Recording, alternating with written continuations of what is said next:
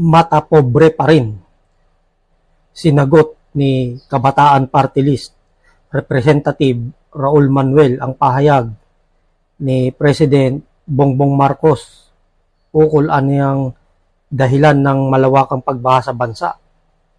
Saad kasi ng Pangulo, epekto ito ng climate change at maling pagtatapon ng basura.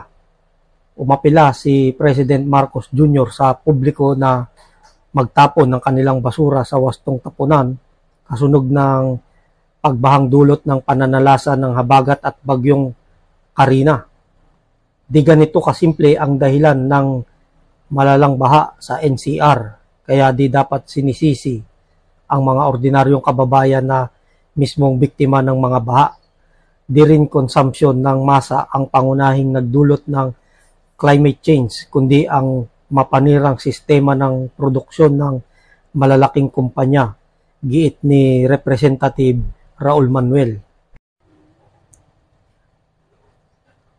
Tama naman si PBBM.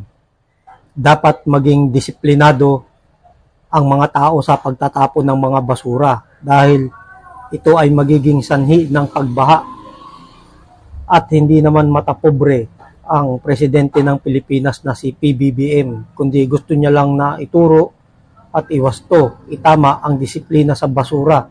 Kahit saan bansa ka pumunta, dapat may disiplina. Yan yung aking comment sa issue na yan na sinabi ni Representative Raul Manuel tungkol sa sinabi ni PBBM sa nangyaring baha sa kasalukuyan na dahil sa problema sa basura. Dapat lang ituro sa mga tao ang tamang disiplina sa pagtatapon ng basura para maiwasan ng baha dahil yan ang pangunahing dahilan kaya nagbabaha yung mga basura. Tsaka hindi naman pagiging matapobre yun. Dapat lang na bilang isang pangulo ng bansa, ituro ng presidente na si PBBM ang tamang pagtatapon ng basura. Normal lang naman yan na ginagawa ng mga matataas sa tungkulin gaya ng presidente.